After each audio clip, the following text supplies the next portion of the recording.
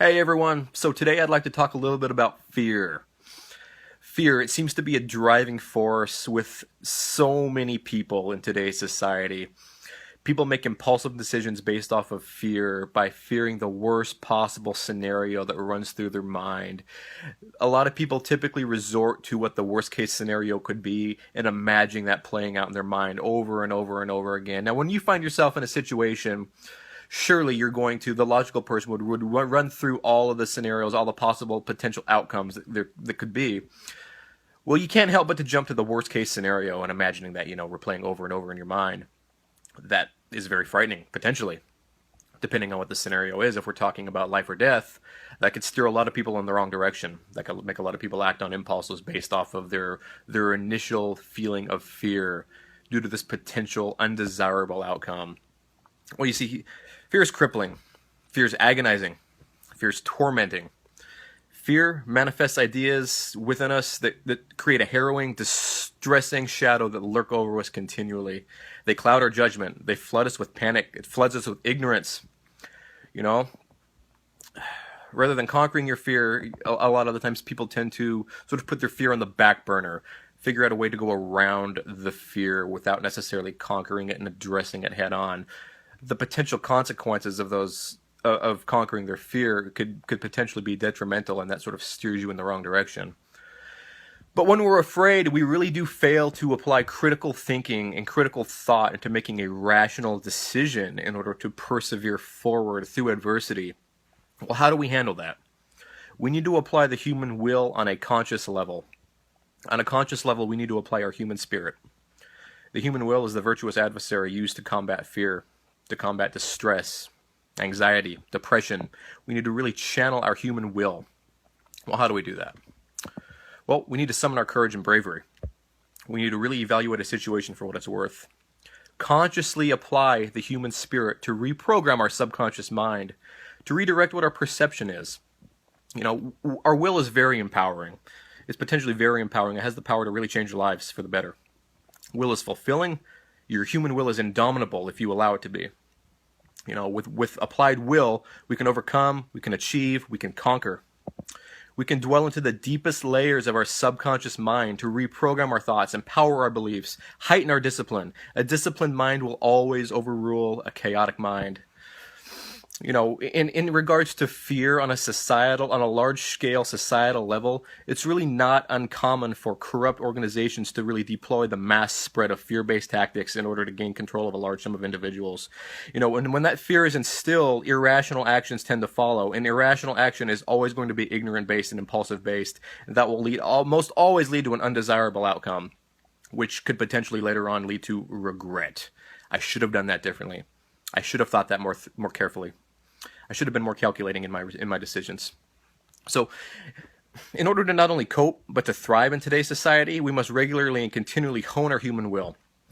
It's the underlying characteristic that will really enable us to carry through in applying our self-discipline in our life.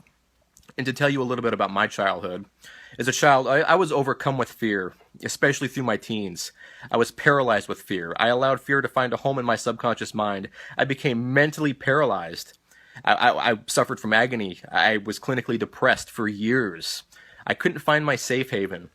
I became a slave to the thought manifestations that were produced within my own mind. I couldn't act. I lost all sense of personal responsibility. I was, in a sense, victim of my own doing, a victim of my own subconscious, my own negative thought pattern. No matter how we examine and evaluate the succumbing to fear, it all boils down to a personal choice. Some of us are influenced at a deeper level by outside stimuli, but ultimately the choice to overcome belongs to us. I know me personally, I've reevaluated my subconscious mind. I've reprogrammed my thoughts. I've reprogrammed my subconscious perception to the initial feeling of fear.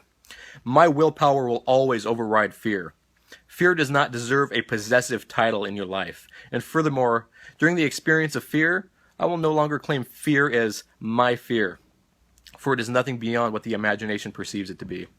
Now, a lot of people sort of misconstrue the definition of bravery and courage. When you think of a brave or courageous person, a lot of people tend to think of a person who's fearless, the absence of fear. Well, that's not necessarily true. We all experience the initial feeling of fear. Now, all of us have various perceptions as to what creates fear, what sparks that initial feeling of fear in all of us. Fear is very subjective, it's not universal. If it were universal, we would all be impacted by fear throughout the same cause. Well, I can agree that the majority of the population can agree that there are some things that create fear initially. However, a brave and courageous person is somebody who's willing to look fear head on and pursue something for the greater good, for a greater benefit that's greater for themselves. They're able to persevere throughout that adversity, look fear head on, understand the potential consequences of fear, while also recognizing that the end result, after persevering through that fear, will greatly outweigh anything that had ever created fear in the first place. Every time. That is the definition of a courageous and brave person. Take a firefighter, for example. A firefighter, a person who runs into a burning building that's on fire, ablaze, as everybody else is running out of that building in a state of fear, panic.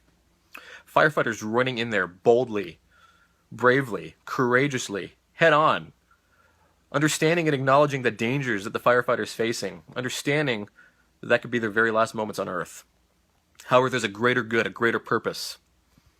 This firefighter is pursuing the good of rescuing potentially distressed victims who may not be able to rescue themselves due to the current circumstances that they're facing.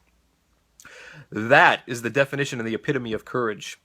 We all need to summon our inner will, our desire, acknowledge what the potential consequences of the actions could be, but then also understanding that our mind has a tendency to really overplay the worst case scenario that's very unlikely to actually manifest in a physical form. Very unlikely. Our mind can be our worst enemy, but with applied willpower, our mind can be our best asset in life.